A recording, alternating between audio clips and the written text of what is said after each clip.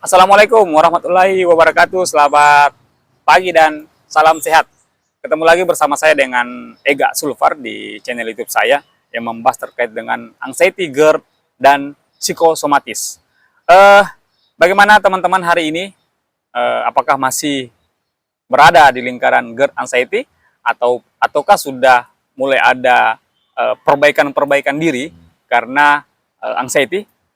Untuk teman-teman yang sampai dengan hari ini masih berjuang bersama dengan anxiety, GERD, dan psikosomatis, saya doakan supaya teman-teman bisa cepat pulih dan cepat beraktivitas seperti sedia kala.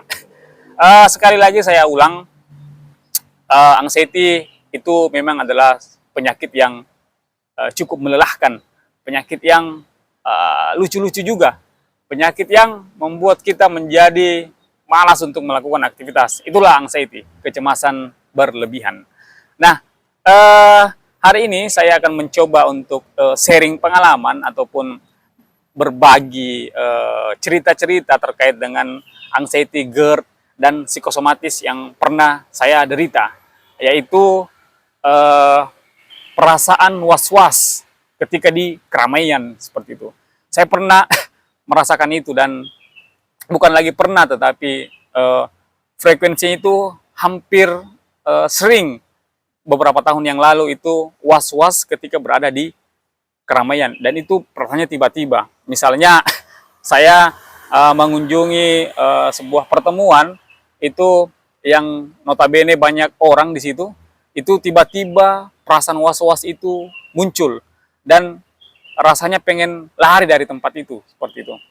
Pernah juga ketika saya keluar kota di tengah keramaian, di bandara misal, saya pernah di bandara, itu tiba-tiba was-was itu muncul dan serasa saya susah untuk bernafas dan selalu mau lari dari kerumunan itu. Itu kenapa tiba-tiba seperti itu?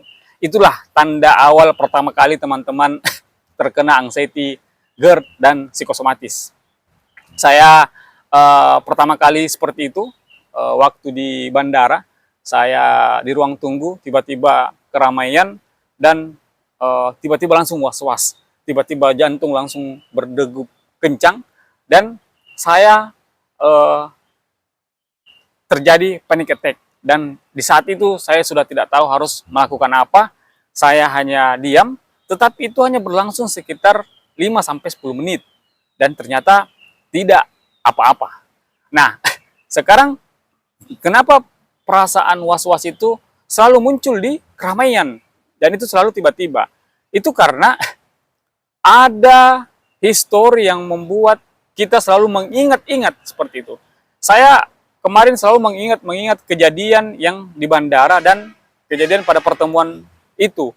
Selalu saya ingat, kemudian saya terbawa ketika berada di keramaian, kerumunan. Saya langsung tiba-tiba berpikir, wah, bagaimana kalau saya di sini pingsan? Bagaimana kalau saya di sini tiba-tiba melakukan sesuatu yang membuat diri saya malu? Nah, itu kemudian yang saya pikirkan dan akhirnya saya was-was. Akhirnya saya was-was dan takut ke sana. Nah, itulah kemudian kenapa tiba-tiba perasaan was-was itu datang. Karena itu tadi ada histori ataupun ada pengalaman yang pernah terjadi kepada teman-teman yang teman-teman pikirkan dan tiba-tiba itu muncul seperti itu. Makanya ketika itu terjadi, teman-teman biasa saja, teman-teman anggap saja bahwa itu hanya akan segera terjadi dan tidak terlalu lama.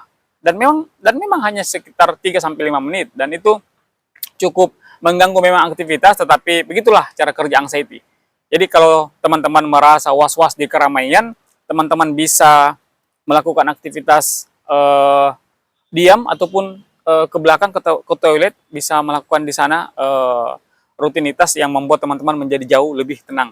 Dan yakin dan percaya ketika 3-5 menit itu berjalan, itu sudah tidak akan ada lagi apa-apa. Kalaupun anxiety-nya ataupun perasaan was-was itu datang, itu akan datang lagi sejam atau 2 jam. Itu kalau frekuensinya teman-teman selalu mengingat-ingat, selalu terjadi hal-hal yang teman-teman pernah rasakan, itu memang akan berulang. Dan yakin dan percaya itu tidak akan membuat teman-teman menjadi pingsan. Tidak akan membuat teman-teman menjadi pingsan. Karena saya pernah beberapa kali di tempat keramaian itu selalu muncul, tetapi cuman lewat. Cuman lewat 2 sampai 3 menit, cuman lewat. Dan itu tidak terjadi apa-apa.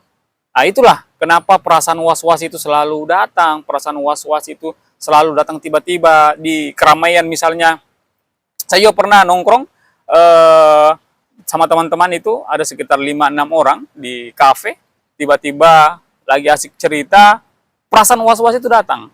Dan itu sangat mengganggu. Dan pertanyaannya, kenapa bisa dia datang selalu di saat keramaian? Karena kita biasa berpikir bahwa kita akan mengundang, kita lah yang mengundang sebenarnya anxiety itu. Kita lah yang mengundang itu. Karena sebenarnya ketika kita berkumpul itu, coba teman-teman ketika berkumpul jangan memikirkan bahwa bagaimana tiba-tiba kalau saya pingsan di antara teman-teman saya ini, siapa yang akan menolong, siapa yang akan mengambil. Coba teman-teman jangan pikirkan itu. Coba teman-teman santai saja duduk, cerita. Kalaupun pikiran-pikiran itu masuk, pikiran-pikiran itu menghantui, teman-teman anggap saja bahwa jangan dulu, saya lagi nongkrong sama teman-teman, seperti itu.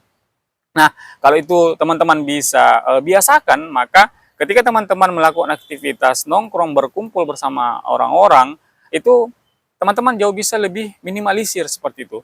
Itulah kenapa perasaan was-was itu selalu muncul, selalu datang. Karena itu tadi, kita pernah ada trauma, histori yang membuat kita terkena serangan panik atau cemas, sehingga itu datangnya berulang. Nah, untuk memulihkan itu, teman-teman harus terbiasa untuk cuek dengan colekan-colekan anxiety itu.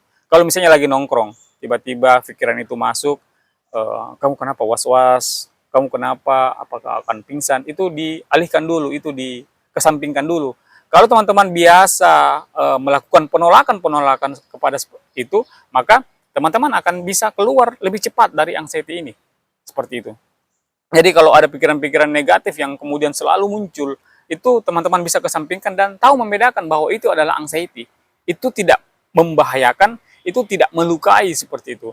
Tetapi memang ketika anxiety itu datang, perasaan was-was itu datang, itu cukup mengganggu aktivitas, bahkan ditegur sama teman-teman, kamu kenapa, dan pasti jawaban teman-teman itu, teman-teman pasti bilang bahwa saya tidak apa-apa, yang merasakan cuma teman-teman sendiri, seperti itu, yang merasakan tekanan-tekanan, anxiety itu teman-teman sendiri, dan teman-teman tidak akan berani untuk menyampaikan bahwa saya begini, seperti itu. Itulah anxiety. Karena ada histori yang terjadi dan tidak membuat kejadian apa-apa, maka teman-teman bisa jadikan itu acuan untuk menjadi jauh lebih baik, menjadi acuan untuk melakukan aktivitas. Jadi ketika perasaan was-was itu datang, teman-teman sudah tahu bahwa ini adalah anxiety, seperti itu. Nah, saran saya ketika teman-teman lagi nongkrong, lagi berada pada pertemuan dan was-was itu datang, teman-teman cuekin saja. Teman-teman harus menepisnya bahwa itu adalah anxiety yang nyolek, seperti itu. Nah, kalau was-was itu datang, ya teman-teman, sekali lagi saya bilang, lakukan penolakan bahwa itu adalah anxiety yang datang. Karena teman-teman sudah mengalaminya beberapa kali dan tidak terjadi apa-apa, kan? Itu yang membuat menjadi acuan teman-teman untuk menjalani hari-hari jauh lebih baik, seperti itu. Intinya jangan pernah takut. Intinya lawan. Intinya berani. Teman-teman harus berani melakukan penolakan terhadap anxiety ketika dia datang ataupun nyolek, seperti itu. Nah, barangkali ini yang saya bisa sampaikan terkait dengan perasaan was-was dan perasaan anxiety yang tiba-tiba datang, seperti itu. Jadi teman-teman lakukan saja apa yang saya sampaikan tadi. Bagaimana kemudian teman-teman melakukan penolakan, bagaimana kemudian teman-teman melakukan bahwa itu adalah sebuah gangguan dari anxiety dan yang tidak membuat teman-teman kenapa-kenapa, seperti itu. Nah, barangkali itu yang saya bisa sampaikan di pagi hari yang cerah ini. Billahi taufiq wal hidayah. Wassalamualaikum warahmatullahi wabarakatuh. Selamat pagi dan salam sehat.